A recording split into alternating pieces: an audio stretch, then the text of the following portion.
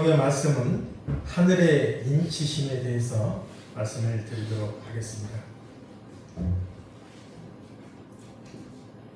먼저 지난주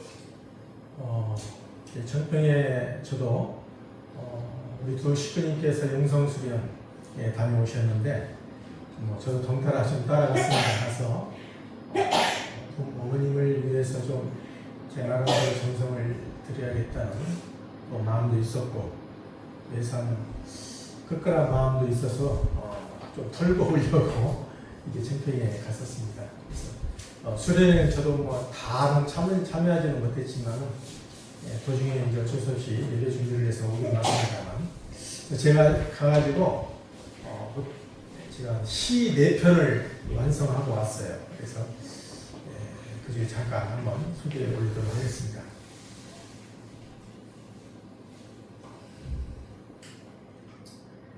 사랑나무가 이제 보니까 막 새순이 피어가지고 이렇게 올라오더라고요. 보면서 제가 사랑나무라는 시를 썼습니다. 겨운의 잔가지에 피어난 연두빛 마음, 하늘 부모님 꿈 그리워 살포시 우주가 열렸다. 그리움으로 핀 사랑나무 알날이 달렸는데 알 길 없는 소식 님 걱정에 녹아나니 가슴엔 눈물만 젖는거라. 간단히 사랑나무에 썼고요. 거기에서 이제 저녁에 식사를 하는데 김필선 권사님을 만났습니다. 여러분 잘 아실 것입니다. 김필선 권사님은 고향이 진주시더라고요. 원래 고향이. 그래가지고 신앙이 깊으신 분인데 효주님을 생각하는 봄비에 대해서 한번 살짝 말씀을 주시더라고요. 야, 이게 계신가 보면서 봄비, 효주님을 생각하면서 여기에서 참 어머님에 대해서 얼마나 염려하실까. 효주님의 마음, 심정을 생각하면서 봄비에 대해서 한번 써봤습니다. 이 비가 서럽게 느껴지는 것은 무인가 까닭이 있어서야. 대지 속에 새로운 생명이 일어나고 꽃향기 피워내지만 그 향기스러운 것은 이유가 있다. 그래도 봄빛 속엔 부모에 대한 자식의 깊은 사랑이 있었으니 간간히 들려오는 소식 소녀처럼 오롯이 앉아 계신단다. 봄비 내린 후 세상의 소음 잠시 사라지고 마음이 청명해지면 저 붉은 노을처럼 침묵으로 계신다. 마음이 좀 다가옵니까, 권사님?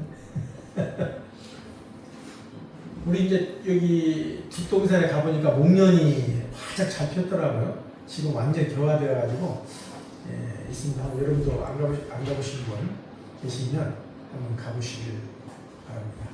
목련, 하얀 순백의 목련이여, 너의 자태는 가슴에 들어왔고 임의 향기로 흩날리니 오늘도 나는 그 향기로 살아간다. 이게 간단하게 목련에 대해서 썼고요. 목련화의 승리. 한 겨운의 주위를 이기고 동토는 대지의 둥지를 들고 목련하는 비였으니 고난 속의 승리를 바라며 오늘을 이기시는 어머니 순백에 목련하여 지금 구치소 담장에도 복은 오고 깍지 소리 들리겠지요.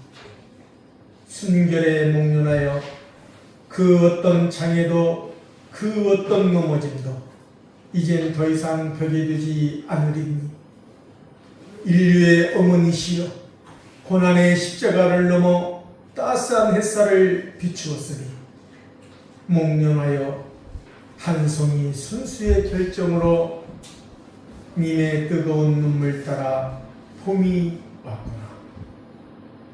마음에 다가오십니까? 박수가 없네요. 고맙습니다. 참 어머니께 시를 올려드리는 마음으로 이렇게 써봤습니다만 어떻게 읽으실지 모르겠습니다. 잠시 어머님의 말씀 훈육에 올리겠습니다. 섭리의 완성을 본 독생리에 의해서 이제 창조주 하늘 부모님이 실체로 지상에 입궁하시어 치리하시는 때가 되었습니다. 여러분 오늘 홀리 머드 안에 인침표를 받았습니다. 참 럭키입니다. 변함없이 끝까지 내가 지상에 있는 동안 천일교 확장을 위해서 노력해주는 여러분 모두가 되기를 축원합니다. 섭리의 완성을 본 독생녀 참 어머니 홀리머드하는 6,000년간 은폐되었던 하늘 어머니입니다. 생명의 탄생은 어머니로부터입니다. 여러분들은 오늘 아주 귀한 대대로 후손들에게 자랑이 되고 칭송받을 수 있는 홀리머드한 인침표를 받았습니다. 현재뿐입니다. 내가 지상에 있는 동안입니다. 이 말씀은 이제 2025년 3월 18일 날 천일교 공로자 서울에서 주신 말씀이 되겠습니다. 자, 여러분 인침표란 무엇일까요? 기독교에서는 세례 의식이 있습니다. 기독교에서는 이제 세례 또한 침례를 할 때 그림에서 보는 바와 같이 물속에 들어갔다가 나오는 조건에 의해서 거듭났다는 조건을 세우게 됩니다. 물론 이제 유대교에서도 할례 의식이 있습니다. 음경의 피를 내므로써 사탄의 피를 뽑았다는 그런 의미가 있습니다. 하지만 이런 할례 의식은 지금은 이제 인권 문제에 걸립니다. 사실은 그렇기 때문에 이제 지금 하지 못하는 것으로 알고 있고요. 자, 그렇다면 진정한 의미에서 인침을 받았다는 의미는 무엇일까요? 인침을 받았다는 의미가 시대가 달라짐에 의해서 바꿔주면 안 되잖아요. 그렇죠?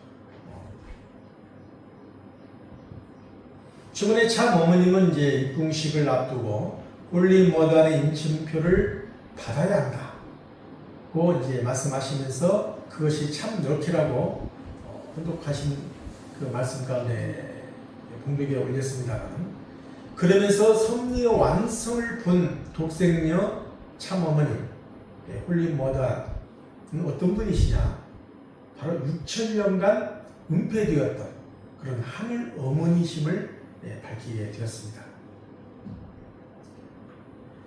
성서 요한계시록 7장 4절을 보게 되면은 하나님의 입맞은 자가 14만 4천 명이라고 기록되어 있습니다. 그런데 인치심에 앞서서 이제 심판이 있게 된다. 보통 이렇게 믿고 있습니다.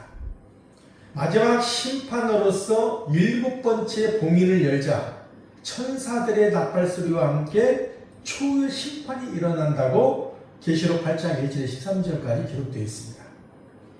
그런데 이 기록을 믿고 있는 기독 성도들은 심판을 믿겠습니까? 안 믿겠습니까? 당연히 믿는 거예요. 자, 그렇다면 끝날의 심판이 어떻게 이루어질 것이냐 하는 것입니다. 예수님께서 천사장 나팔소리와 함께 오셔서 죽어있는 모든 영인들을 깨워서 심판하신 후에 선택받은 14만 4천 무리만 예수님과 함께 이제 승천한다고 이렇게 믿고 있습니다. 그것은 이제 하나님의 섭리에서 과연 이것이 완전한 구원이라고 할 수 있느냐 하는 것입니다.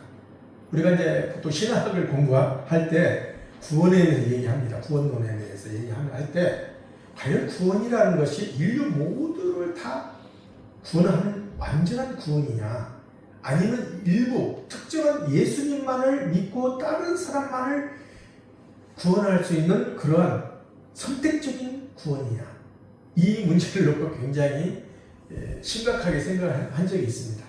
자, 여러분 어떻게 생각하십니까? 모두가 멸망하는 심판이라면 그 심판은 의미가 있겠습니까? 의미가 없는 것입니다. 하늘 부모님의 창조 목적이 심판에 있다면 어떻게 되겠습니까? 모든 인류는 그야말로 핵에 의해서 멸망할 수도 있겠죠. 지금 이란 전쟁을 한번 보십시오. 미국이 핀셋 타겟을 통해 가지고 호메인이 이제 죽었습니다만은 그 전에 사전에 이제 폭격을 했잖아요. 이란이 핵이 있어서는 안 됩니다. 이란의 역사는 페르시아 역사와 연결됩니다. 네. 지금 이란하고 앞에 있는 중동이 있어요. 뭐 사우디아라비아라든지 뭐 레바논 여러 가지 그 시리아라는 뭐 있습니다만은 이 중동하고 이란이 다릅니다. 중동은 아랍 국가예요. 이란은 아랍 국가라고 생각 되지 않습니까? 중동이니까 아니에요. 페르시아 국가 다릅니다. 아랍 국가. 네. 한때 페르시아가 세계를 제패할 정도로 막강한 시대가 있었습니다. 그만큼 머리가 좋다는 거예요. 뛰어난 그런 민족성이 있어요. 뭐 다른 민족에게 쉽게 굴복하려고 하지 않는 거예요. 그런 역사가 있기 때문에. 그렇기 때문에 이제 이란이 사실은 이제 핵을 가지려고 한 거예요. 핵을 갖기만 하면은 중동의 패권 국가로서 이란이 설 수 있다고 생각한 겁니다. 그런데 그걸 용납하지 않았죠. 특히 이스라엘이 용납할 수 없는 겁니다. 만약에 이란이 핵을 갖게 되면은 가장 큰 위협이 되는 이스라엘입니다. 그렇기 때문에 이제 그런 가운데서 지금 북한도 핵을 가지고 있습니다만 핵에 의해서 자칫하면 인류가 멸망할 수 있는 상황이 갈 수가 있는 거예요. 어떤 분은 그래서 이렇게 얘기한 거예요. 성서에 얘기하는 불심판은 다른 심판이 아니고 핵에 의해서 멸망하는 심판이다. 지구가 멸망하면 이제 다 끝장나는 거죠. 그래서 14만 4천 무리만, 선택받은 무리만 공중에 휴거를 하는 거예요. 공중에 휴거를 해서 오시는 예수님을 영접한다고 보고 있는 겁니다. 그런데 그러한 심판, 인류가 멸망하고 특정한 선택받은 사람들만 구원받는 심판이라면 그건 온전한 하나님의 하늘 부모님의 완전한 구원이 될 수 없다는 것입니다. 성서에 보면 현급 불이라고 얘기했습니다. 우리 원리에서 분명히 그걸 밝혔죠. 따라서 불심판은 곧 혀의 심판으로서 말씀 심판이라고 우리 원리에서는 분명히 제시하고 있습니다.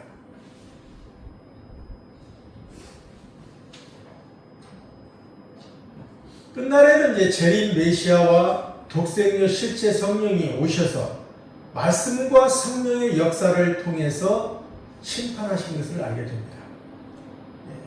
그 말씀은 이제 진리를 의미하는 거죠. 그래서 참사랑의 진리의 말씀을 가지고 오셔서 그 말씀을 가지고 심판하는 거예요. 그러면 말씀을 가지고 심판하는 것이 무슨 세상의 사람들을 정죄하기 위함이 아니라 그래서 타락한 인류를 양심의 빛에 따라서 창조 본연의 상태로 복귀하여 구원하기 위함인 것을 알게 됩니다. 근데 우리가 잘 알아야 할 건 뭐냐면 이 심판은 말씀만으로 이루어진 심판이 아니라는 겁니다. 바로 성령의 심판이 되는 거예요. 이게 중요합니다. 실제 성령이 오셔가지고 불같은 성령으로 모든 죄악을 불태우고 거듭나게 함으로써 인을 치시는 거예요. 따라서 인류는 반드시 오시는 참 부모님을 통해서 먼저 말씀을 통해서 인치심을 받아야 한다는 것입니다. 그리고 나서 축복을 통해서 거듭나서 중생의 과정을 통해 가서 마지막 실제 성령에 의해서 무슨 감화를 받아야 돼요? 성령의 감화를 받아요.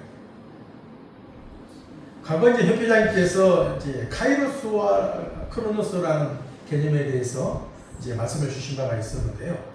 크로노스라는 것은 일반적인 시간, 일상적인 시간을 얘기하는 겁니다. 여기에 대해서 카이로스라는 이제 시간은 이제 그런 물리적인 시간이 아니고 특별한 하나님의 섭리를 놓고 의미가 있는 시간을 얘기하는 거예요. 이해 가십니까? 네. 이게 카이로스로서 지금 참 어머님께서 보내는 고난의 기간은 하늘 부모님의 중요한 섭리에 마침표를 찍는 그런 기간이 될 수 있다는 것입니다. 우리 신앙 고백을 그렇게 믿고 우리는 받아들여야 됩니다. 그렇지 않습니까? 왜 그래? 예수님은 십자가의 노정에 걸으신 것은 필요는 아니었지만 하나님의 섭리를 놓고 필요는 아니었지만 그러나 장차 재림주님을 중심 삼고 완전한 구원을 위해서 영육 아우런 완전한 구원을 위해서 다시 오셔야 하기 때문에 그 구원의 목적을 놓고 어쩔 수 없이 십자가의 길을 노정을 가실 수밖에 없으셨다는 겁니다. 어머니도 마찬가지라는 거예요. 인간의 불신에 의해서 어쩔 수 없이 구치소에 들어가셨지만 그러나 그 기간을 통해서 새롭게 우리로 하여금 중생되고 거듭날 수 있는 그 기간으로 기회를 주셨다고 볼 수 있는 겁니다. 그게 바로 카이로스 시간의 개념이에요. 그러니까 세상적인 관점을 놓고 세속적인 생각을 놓고 우리가 생각하게 되면 어머님의 구치소의 기간은 자 비참한 거죠. 세상 사람들로부터 멸시를 받고 참소를 받을 수 있는 기간이지만 그러나 하나님의 섭리적 관점을 놓고 보게 되면 그것은 새로운 구속의 기간, 새로운 모든 인류를 중생하고 거듭나게 할 수 있는 그러한 구속의 기간으로 우리가 볼 수 있다 하는 것입니다. 아브라함이 이삭을 번제했던 그날과 그때, 하늘과 땅이 주시하는 그때, 사탄이 분립할 것인가 못할 것인가 하는 심각한 상황 가운데 있었습니다. 이때 아브라함이 칼로 하나밖에 없는 독생 그때 자식이었던 아들 이삭을 내리치려는 순간 누가 붙드는 거예요? 손을 누가 잡습니까? 하늘 보고 하나님이 잡으신 거예요. 아브라함아! 안 돼! 그 순간 사탄이 죽이신 겁니다. 하나님과 하늘 부모님을 절대로 믿고 내가 칼로 아브라함을 치려는 순간 절대 믿음 가운데서 절대 신앙 가운데서 사탄이 불때 도망가요. 이게 위대한 겁니다. 그래서 참 부모님 우리 가정에서 나옵니다만 절대 신앙, 절대 사랑, 절대 복종 그 기준을 가지고 그 사탄을 분리시키는 조건이에요.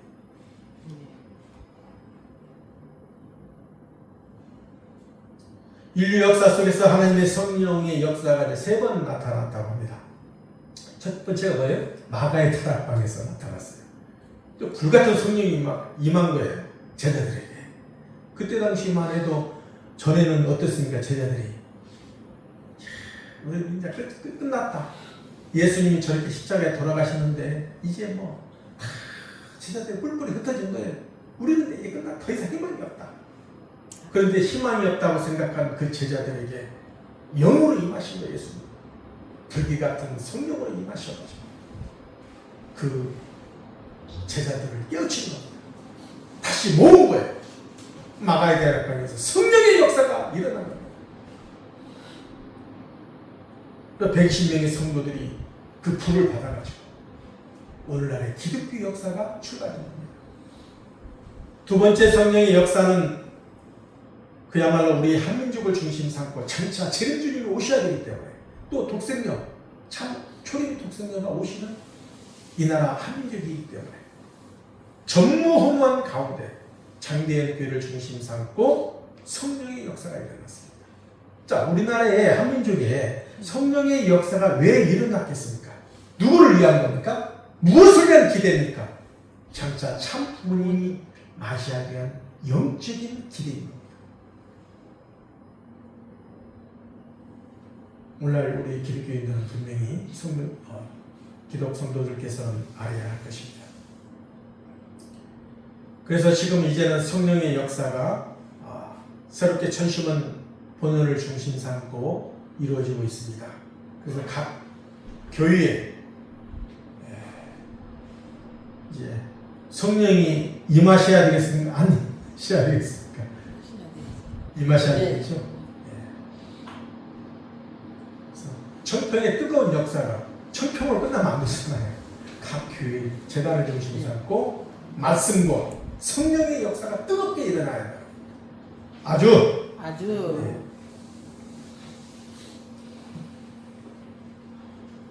여튼 기독교에서는 그 성령의 역사, 예수님을 중심 삼은 성령의 역사였습니다. 남성 중심의 성령의 역사였습니다.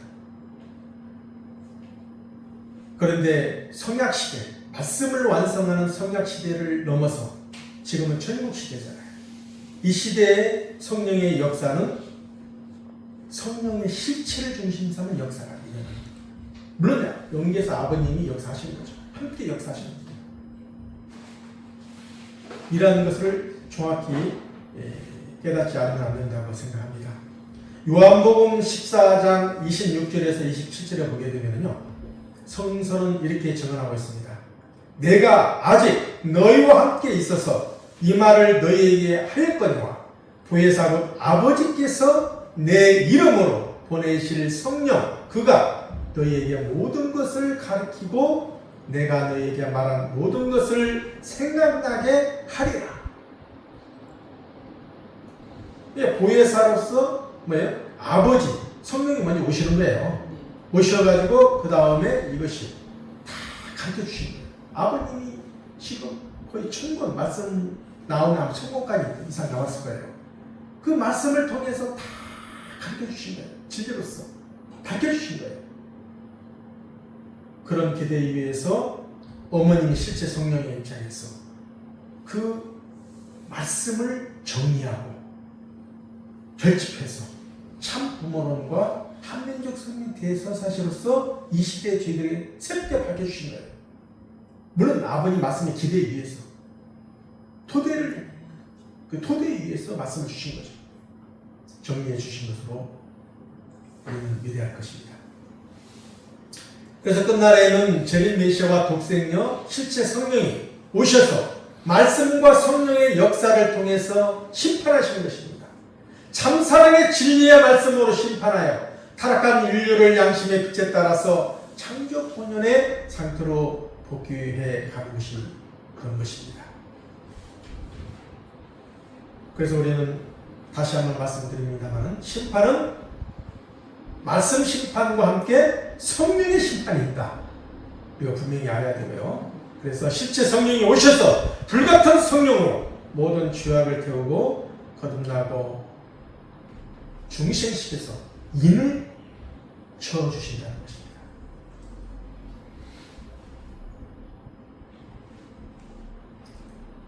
그래서 따라서 끝날에 인치심을 받는 것은 하나님의 선택을 받은 의미가 되겠는데요. 성서에서 인치심은 이와 같이 아버지 하나님으로부터 인치심을 받은 경우와 함께 하늘 어머니 인치심을 받는 이 두 가지가 있다는 거예요. 분명히 알아야 됩니다. 이건 제가 계시를 받고 깨달은 내용입니다.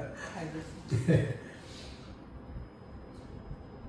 먼저 성서는 하나님의 인을 받아야 하는데 예수님의 몸으로 인이 되게 하셨습니다. 그렇다면 예수님의 몸으로 인이 되게 하셨다는 의미는 무엇입니까? 한 몸이 되어 하나님의 인을 받기 위해서는 그분의 살과 피를 받아야 한다고 성서는 말하고 있습니다. 모세 시대에는 유월절을 통해서 문설주에 양의 피를 바르도록 했습니다. 그러면 재앙이 지나가게 했습니다.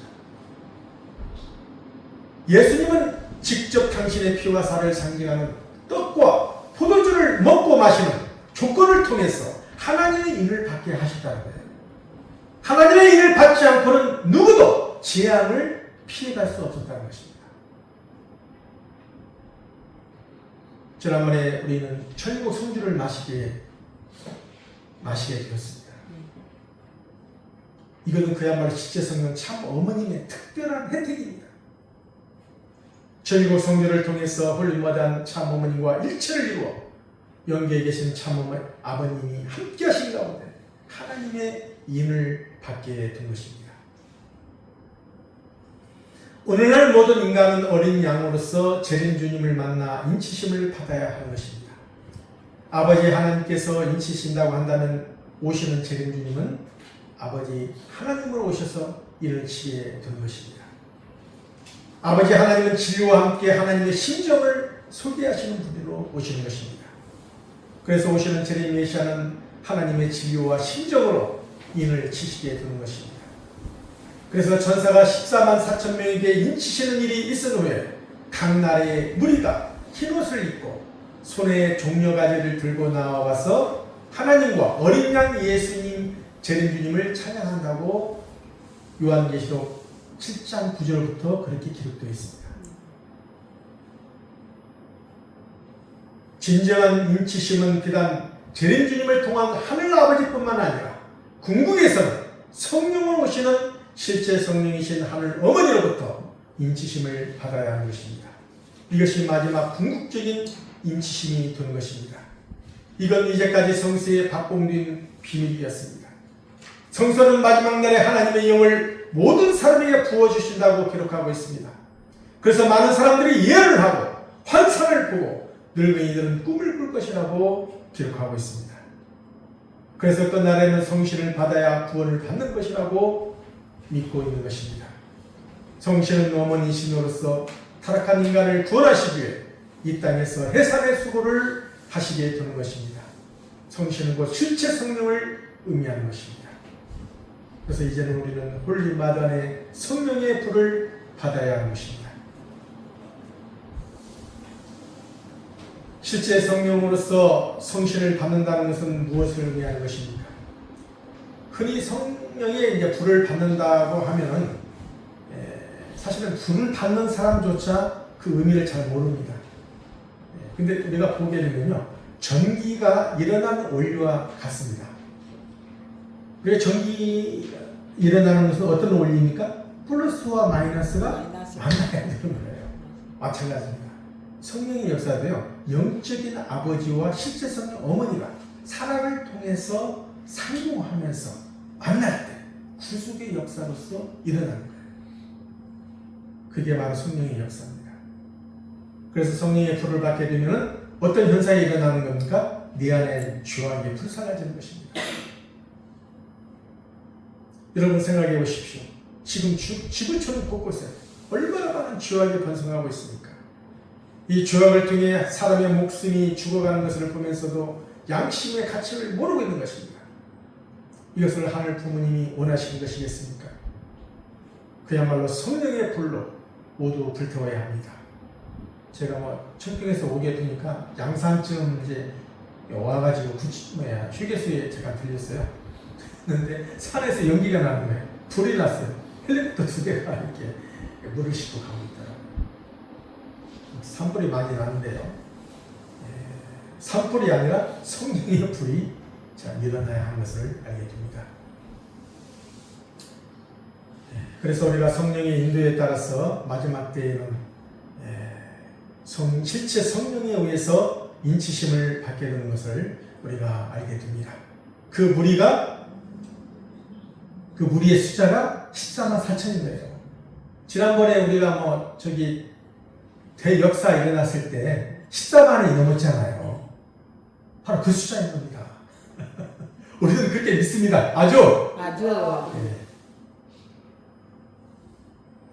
계시록 12장 1절에 해를 옷 입은 한 여자에게서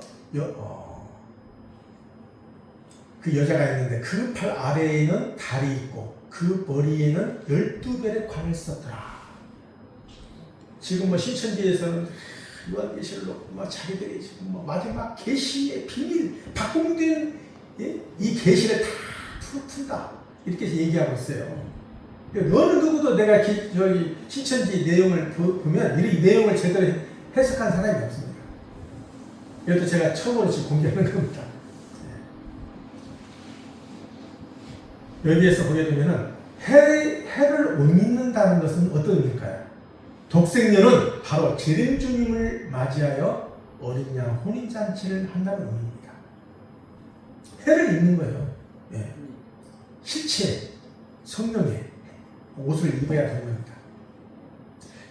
성령 실체로 오시는 독생녀가 해가 상징하는 그간 감추어진 하늘 어머니로서 드러나는 의미인 것입니다.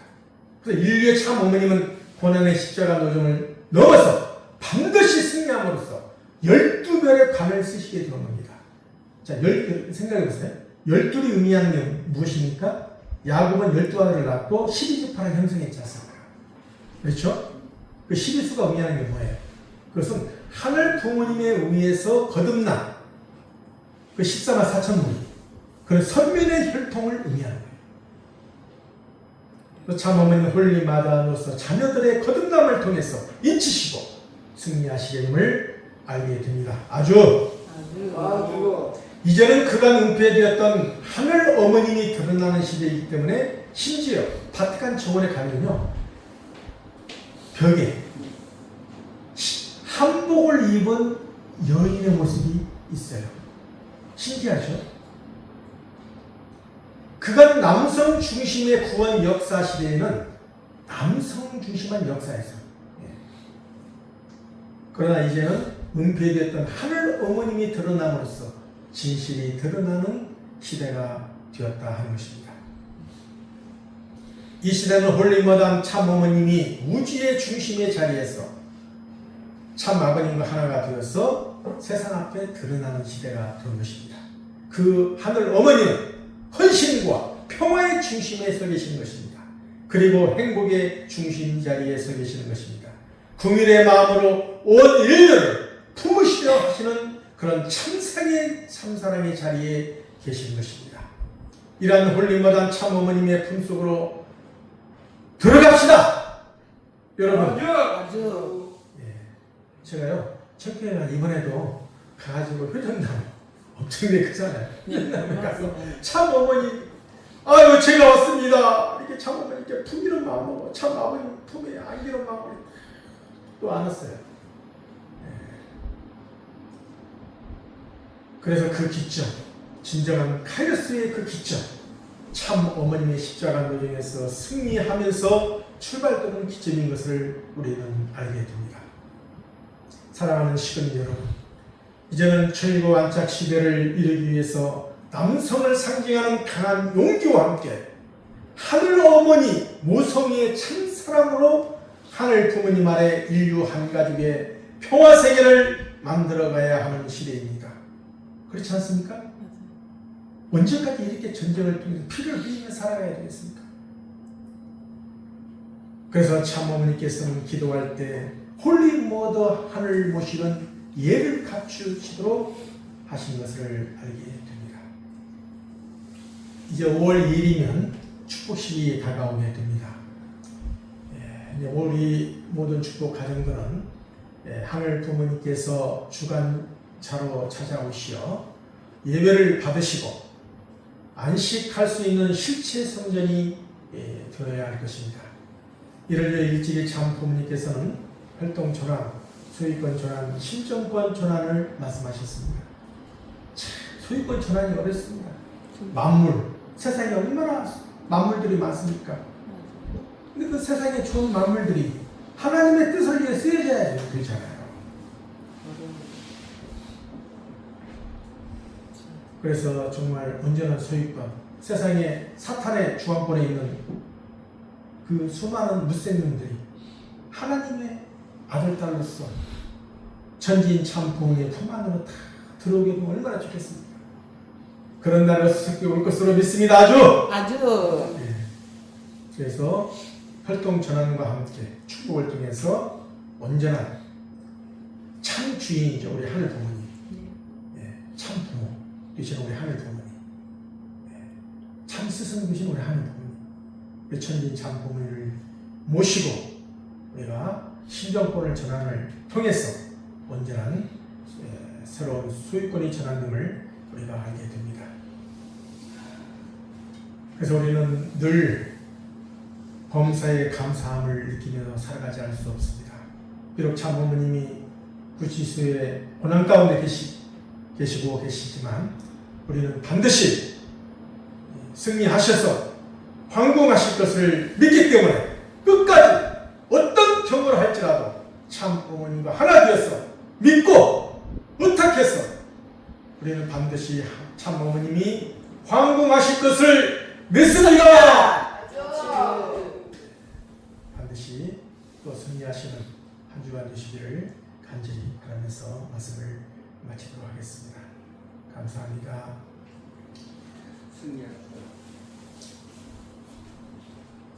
다 같이 곁들의 찬양, 참부님 사랑 안에서 찬양하시겠습니다.